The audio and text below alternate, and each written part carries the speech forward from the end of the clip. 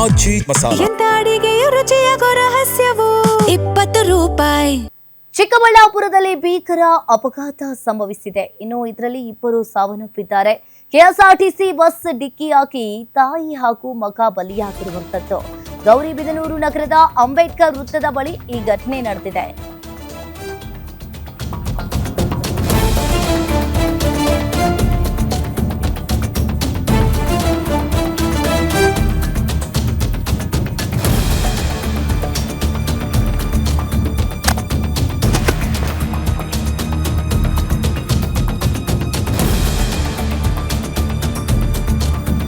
ಗೌರಿಬಿದನೂರು ತಾಲೂಕಿನ ಕಾದಲವೇಣಿ ಮೂಲದ ಇಬ್ಬರು ಚಿಕ್ಕಬಳ್ಳಾಪುರದಲ್ಲಿ ಭೀಕರ ಅಪಘಾತ ಸಂಭವಿಸಿ ಇಬ್ಬರು ಸಾವನ್ನಪ್ಪಿದ್ದಾರೆ. ಕೆಎಸ್ಆರ್ಟಿಸಿ ಬಸ್ ಡಿಕ್ಕಿಯಾಗಿ ತಾಯಿ ಮಗ ಇಬ್ರು ಕೂಡ ಬಲಿಯಾಗಿರುವಂತದ್ದು.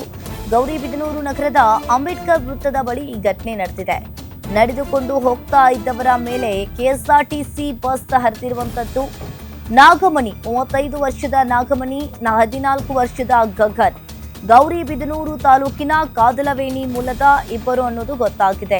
ಚಿಕ್ಕಬಳ್ಳಾಪುರದಲ್ಲಿ ಭೀಕರ ಅಪಘಾತ ಸಂಭವಿಸಿ ಇಬ್ಬರು ಸಾವನ್ನಪ್ಪಿದ್ದಾರೆ. ಇನ್ನು 35 ವರ್ಷದ ನಾಗಮಣಿ ಹಾಗೂ ಗಗನ್ ಇವರಿಬ್ಬರು ಕೂಡ ಸ್ಥಳದಲ್ಲಿಯೇ ಸಾವನ್ನಪ್ಪಿರುವಂಥದ್ದು. ನಾಗಮಣಿ ಹಾಗೂ ಗಗನ್ ಚಿಕ್ಕಬಳ್ಳಾಪುರದಲ್ಲಿ ಈ ಘಟನೆ ನಡೆದಿರುವಂಥದ್ದು. ಇವರಿಬ್ಬರು ಕೂಡ ಕಾದಲವೇಣಿ ಎಂಬ ಗ್ರಾಮದವರು ಅನ್ನೋದು ಕೂಡ ಗೊತ್ತಾಗ್ತಾ ಇದೆ. ಕೆಎಸ್ಆರ್ಟಿಸಿ ಬಸ್ ಡಿಕ್ಕಿ ಹೊಡೆದು ಸ್ಥಳದಲ್ಲಿಯೇ ಅಮ್ಮ ಮತ್ತು ಮಗ ಇಬ್ರು ಕೂಡ ಸ್ಥಳದಲ್ಲಿಯೇ ಸಾವನ್ನಪ್ಪಿದ್ದಾರೆ. ತಾಯಿ ಹಾಗೂ ಮಗ ಇವರಿಬ್ರು ಕೂಡ ಬಲಿಯಾಗಿರುವಂಥದ್ದು ಕೆಎಸ್ಆರ್ಟಿಸಿ ಬಸ್ ಆಕ್ಸಿಡೆಂಟ್ಗೆ. ಇನ್ನು ಕೆಎಸ್ಆರ್ಟಿಸಿ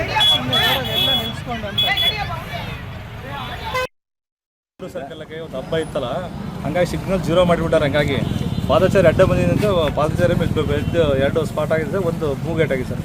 ಡ್ರೈವರ್ ಇದ್ದಾನಾ ಸರ್? ಇದರ ಸ್ಟೇಷನ್ ಆಗಿದ್ದಾರೆ ಸರ್. ಡ್ರೈವರ್ ಇದ್ದಾರಾ? ಏನು ಸರ್ ಹೆಸರು? ವೆಂಕಟೇಶ್ವರ್ ಅಂತ ಸರ್. ಯಾವ ಊರು? ವಿಧಾನಸಭೆ ಸರ್. ಎಷ್ಟು ವರ್ಷ ಆಯ್ತು ಸರ್ ಸೇರಿ? ಅವನು 15 ವರ್ಷ ಮೇಲಾಗಿದೆ ಸರ್. ಹಾಂ.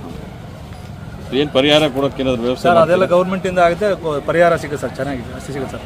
ಒಬ್ಬೊಬ್ಬರಿಗೆ ಒಂದು 80-80 ಲಕ್ಷ ಮೇಲೆ ಬರುತ್ತೆ ಸರ್, ಪರಿಹಾರ ಬರುತ್ತೆ ಸರ್. ಸೊ ನಿಮ್ಮ ಡ್ರೈವರ್ಗೆ ಏನು ಯಾವ ರೀತಿ ಅವರಿಗೆ ಪನಿಷ್ಮೆಂಟ್ ಸಿಗುತ್ತೆ ಸರ್ ನಿಮ್ಮ ಇಲಾಖೆಯಿಂದ? ಸರ್ ಅದು ನಮ್ಮ ಡಿಪಾರ್ಟ್ಮೆಂಟಿಂದ ಅಮಾನತಿಗೆ ಇರ್ತಾರೆ ಸರ್ ಅವ್ರಿಗೆ 6 months. ಆಮೇಲೆ ಕೋರ್ಟ್ ತೀರ್ಮಾನ ಆಗೋ ತನಕ ಅವ್ರಿಗೆ ಯಾವುದೇ ಇದು ಸಿಗಲ್ಲ ಸರ್ ಅವ್ರಿಗೆ. ತಮ್ಮ ಹೆಸರು ಸರ್?